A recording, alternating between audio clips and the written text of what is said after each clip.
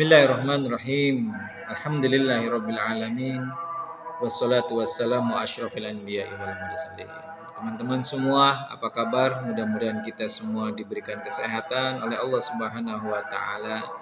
Semoga yang lagi sakit segera diangkat penyakitnya. Semoga yang lagi merasa kekurangan segera Allah cukupkan, dan semoga apa-apa yang menjadikan langkah kita menuju kebaikan bernilai pahala di sisi Allah Subhanahu wa taala. Assalamualaikum warahmatullahi wabarakatuh. Teman-teman semua, pada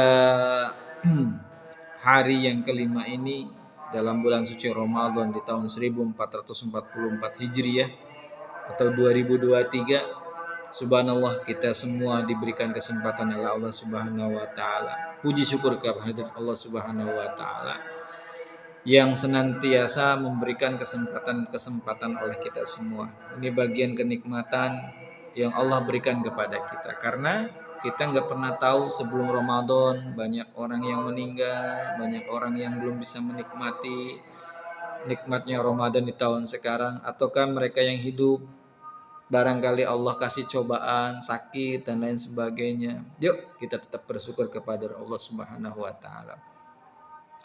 Teman-teman semua, pada vlog kali ini coba saya mengkisahkan salah satu keistimewaan di hari Jumat ya. Saya yakin semuanya tahu hari Jumat adalah Sayyidul Ayyam, hari yang paling mulia bagi umat Islam, gitu ya. Suatu saat ada dua orang majusi, kakak beradik. Yang satu berusia 73 tahun, yang satu berusia 35 tahun. Mereka ini adalah penyembah api. Kata adiknya yang usia 35 tahun, ayo kita coba. Apa yang kita sembah ini, api yang kita sembah ini bisa menyakiti diri kita nggak, seperti halnya orang-orang yang pada saat kebakar karena dia tidak menyembah api. Kata kakaknya yang usia 73 tahun, ayo siap, kita coba, kita uji coba. Ya secara logika ya, kalau kita orang waras, yang namanya api ya panas. Tapi orang majusi ini sudah menyembah api bertahun-tahun sampai dia usia 73 tahun dan adiknya usia 35 tahun, semuanya sudah berkeluarga, punya anak, maka pengen mencoba. Akhirnya kemudian menyalakan api. Mungkin tempat penyembahannya ya, di tempat penyembahannya dinyalakan apinya. Kata adiknya, siapa nih yang mau coba dulu? Kamu dulu, kata si adik yang usia 35 tahun, ataukah saya? Kata kakaknya pinter, ya sudah, coba aja kamu dulu gitu. Ya udah, oke, siap. Api sudah dinyalakan, kemudian tangannya dijulurin, otomatis terbakar, jarinya terbakar. Kok tetap ya masih menyakiti? Padahal saya sudah menyembah kamu. Akhirnya kalau begitu, udah, kita sekarang nggak usah nyembah api lagi. Marah gitu ya. Kemudian setelah itu kakak beradik itu pergi dan mencari pengetahuan tentang agama lain. Akhirnya setelah dicari adalah agama Islam. Maka kemudian dia pengen mengetahui tentang agama Islam. Dia pergi ke pinggiran kota Basra. Di situ ada Malik bin Dinar dengan pengajiannya, dengan majelisnya. Tapi sebelum masuk, dua orang kakak beradik majusi itu diskusi dulu. Kakaknya ngomong yang usia 73 tahun itu, udahlah, kamu aja yang mengikuti Malik bin Dinar, kamu aja yang ngikutin pengajian atau masuk Islam. Saya sudah usia 73 tahun, sudah mendarah daging, menyembah api. Daripada nanti saya malu kata tetangga-tetangganya kalau saya masuk Islam, kalau saya masuk agamanya Muhammad, bagaimana pencemoohan daripada tetangga saya, saudara yang lainnya. daripada malu, udah biarkan api aja lah yang saya pilih. Kata adiknya, nggak boleh begitu, nggak boleh begitu. Kenapa? Cemoohan, cacian dari tetangga, dari orang lain itu bisa dihapus kalau sudah bertobat pada saat sekarang. Tapi kalau misalkan tidak tobat dari sekarang, maka api itu akan membakar bukan sekedar di dunia tapi juga di akhirat. Akhirnya setelah dinasehati oleh adiknya, ya sudah, udahlah tetap saya mah memilih api. Wahai kakak, ini sudah saya nasehatin. Sudah kita sama-sama mencari orang untuk mengetahui tentang Islam, menguatkan kita agama Islam. Ini sudah dekat, ada Malik bin Dinar.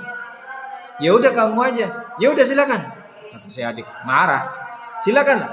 Kalau mau celaka, kalau mau keluarganya senantiasa celaka, silakan. Ini si kakaknya diusir kemudian pergi.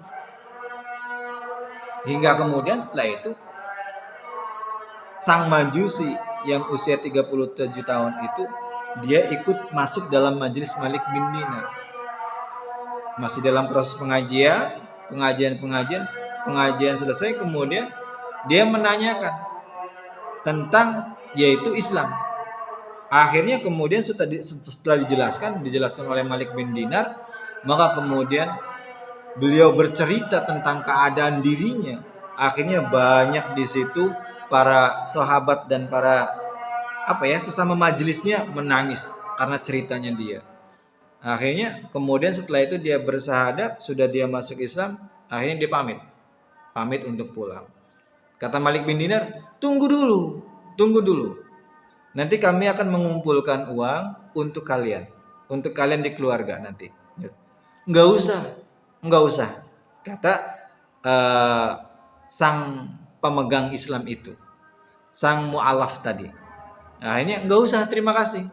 Karena saya untuk masuk Islam ini enggak mau agama saya dirusak hanya sekedar dengan uang itu. Oh ya sudah, kata Malik bin Dinar.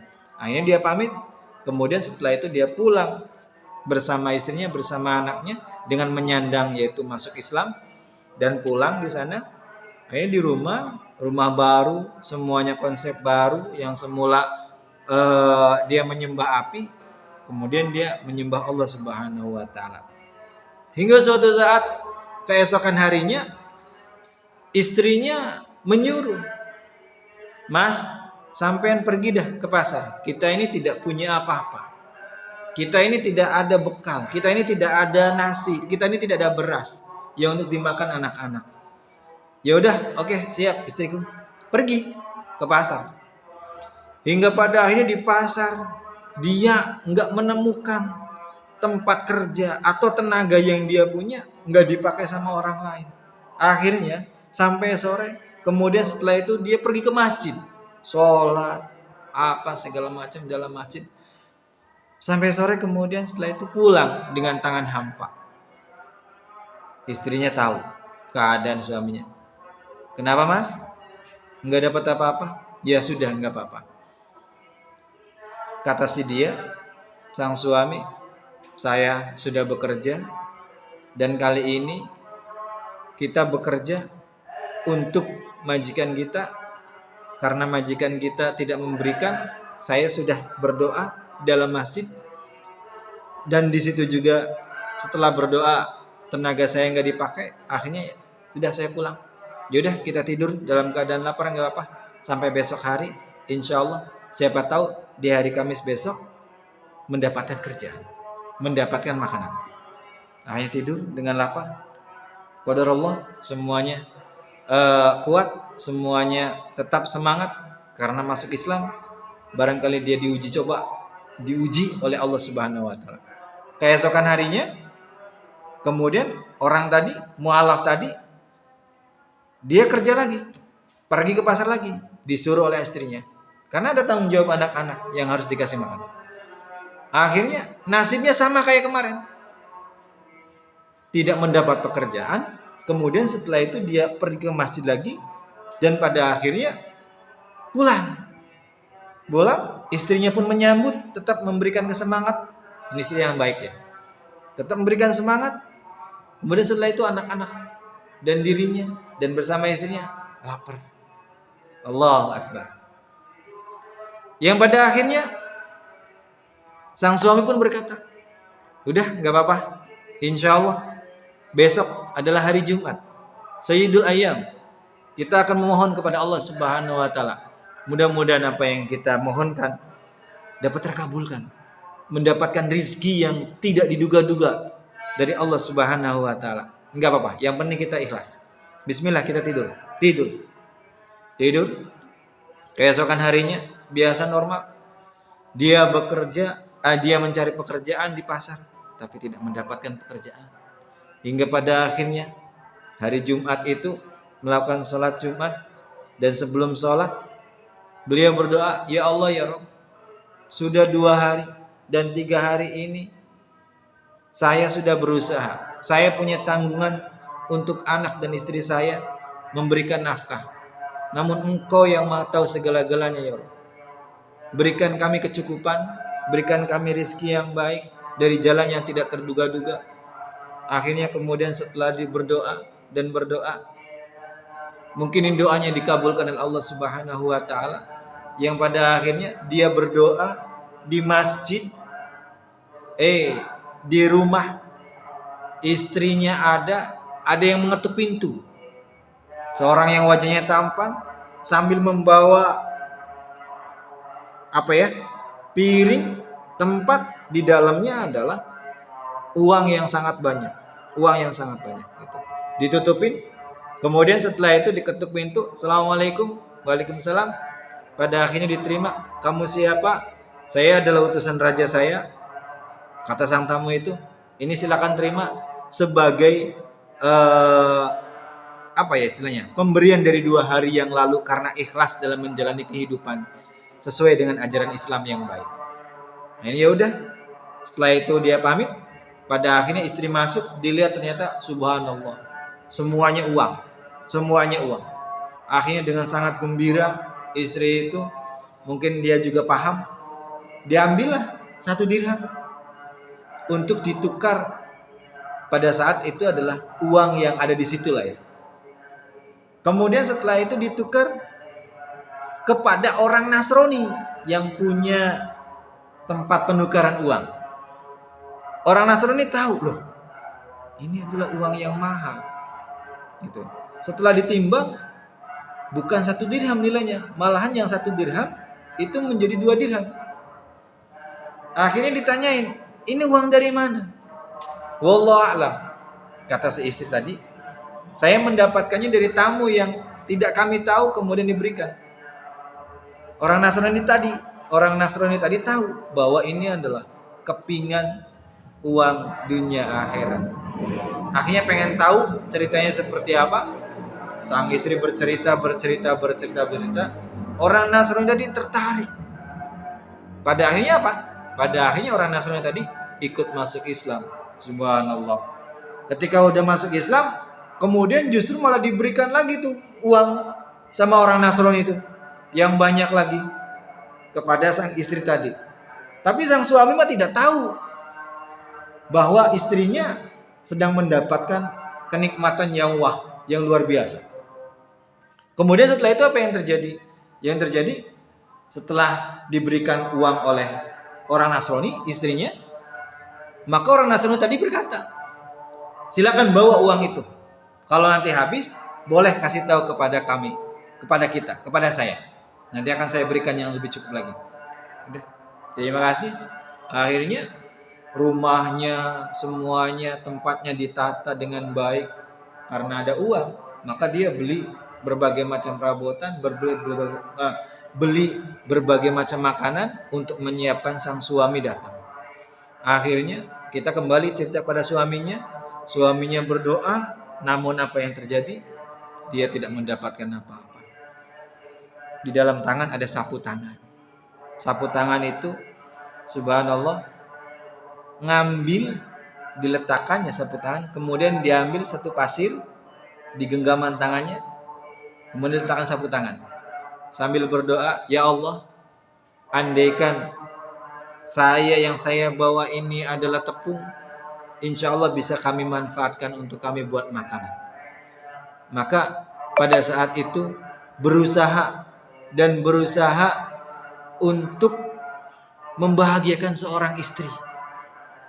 Berusaha untuk membahagiakan seorang istri ketika saya 2 hari tidak mendapatkan apa-apa dan yang saya bawa ini adalah mudah-mudahan menjadi sesuatu yang baik, yang bahagia bagi istri saya.